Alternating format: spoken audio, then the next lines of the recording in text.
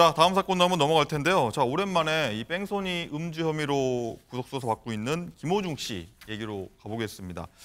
자, 그 사이 김 씨 구속기한이요 19일까지로 연장되기도 했습니다. 서울구치소 때 이감될 때 한번 뭐 얘기했던 것들이 있죠. 그 모습 잠깐 보고 이어가도록 하겠습니다. 수준점이 추가됐는데 혹시 사고 당시 만취 아니었다는 입장 입장하신가요? 죄송합니다. 매니저한테 데리다서 부탁한 적 없다는 입장은 그대로신가요? 검찰 성취합치고 따로 하실 말씀? 죄송합니다. 끝나고 말씀드리겠습니다. 죄송합니다. 끝나고는 네, 장가 기자.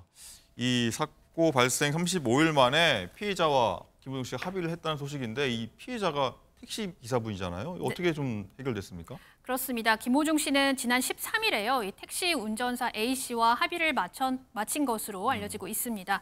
양측은 사고 발생 한 달 만에 처음으로 연락이 닿아서 이 합의서에 도장을 찍었는데 A 씨는 사고 후 상황에 대해서 나 혼자 112에 신고하고 조사받았다. 뉴스를 보고 나서야 김호중 씨가 운전자라는 것을 알게 됐다고 했고요. 예. 이 피해 택시 기사는 전치 2주의 부상을 입은 것으로 알려지고 있습니다.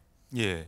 김매성 기자님, 일단은 이 김호중 씨와 사고 났던 택시 기사분이 자 이제 그 사건 이후로 너무 불안해서 운전대 잡을 엄두도 안 난다 이렇게 하면서 좀 심리적으로 좀 불안한 모습 보이고 있다고 해요. 네, 충분히 그럴 법하다 생각이 드는데요. 예. 사실 저희가 보는 입장에서도 작은 사고는 아니었다라고 느껴지잖아요. 왔어요. 아예 차를 이렇게 타고 내 운전석 쪽으로 왔잖아요. 그렇습니다. 그렇기 때문에 당하는 사람 입장에서는 저희보다 충격이 훨씬 더 클 예. 텐데 지금 현재 택시기사분은 통원 치료를 하면서 치료를 받고 있고 택시는 수리 중인 것으로 알려져 있습니다. 그리고 당장으로서는 운전보다는 좀 쉬고 싶은 마음이 크고 운전대 잡을 엄두가 안 난다라고 심경을 토로했습니다. 그리고 경찰 측이 또 전한 부분이 있는데요. 네. 피해자가 초기 진단서에서는 사실 전치 2주 정도로 알려져 있는데 점차 몸이 더 안 좋아지고 있는 상황이다라고 또 알려진 바가 있습니다. 예.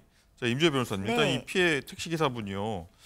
이 경찰 대응에도 조금 불만이 많았다고 해요. 이 김호중 씨도 김호중 씨지만 이게 어떤 내용입니까? 그렇죠. 그러니까 김호중 씨 측에서는요. 경찰 측에서 피해자의 어떤 인적 사항이나 전화번호를 알려주지 않아서 합의에 시도할 수가 없었다. 이렇게 하고 있고요. 피해자 입장에서도 가해자의 연락처 같은 경우를 내가 알지 못했기 때문에 치료받는 과정에서 보험도 일단 본인 보험으로 처리를 해야 됐고 치료비도 본인이 부담했다. 이렇게 얘기를 하고 있습니다. 그런데 이 부분은 어쩔 수 없는 부분도 있는 것이요. 예를 들어서 만약 가해자에게 피해자 연락처 그냥 수사기관에서 알려주게 된다면 2차 피해 우려될 수도 있습니다. 합의를 종용한다거나 아니면은 합의를 원치 않음에도 불구하고 원치 않는 연락을 계속하면 그 자체가 또 2차 가해가 될 수 있는 부분도 있고 그리고 이제 피해자 입장에서도 개인정보보호법이라든가 이런 수사심상 가해자의 연락처를 바로 알 수는 없는데 하지만 꼭 짚어드리고 싶은 부분은요. 이 모든 일은 애초에 김호중 씨가 사고 직후 자리를 그냥 떠났기 때문에 벌어진 일입니다. 당시의 피해자에게 김호중 씨가 인적사항 제대로 전달하기만 했다면요. 바로 합의도 이루어지고 처리가 가능했던 사안이거든요. 그렇죠. 그렇기 때문에 애초에 사고 후 미조치, 뺑소니 부분 때문에 합의도 미루어진 부분이다. 이렇게 좀 설명을 드리고 싶습니다. 어쨌든 여기서 궁금한 거는 피해자와 합의가 이루어지게 되면요. 혹시 뭐 많은 혐의가 있지 않습니까? 김호중 씨가 조금 감형이 좀 되나요? 영향이 있나요? 그렇죠. 사실상 이런 교통사고 같은 경우에는 일반적으로 피해자와 충분히 원만하게 합의가 되면요. 양형에 있어 참작되는 부분이 있는 것은 맞습니다. 하지만 이번 사건 다양한 혐의들이 지금 문제가 되고 있어요.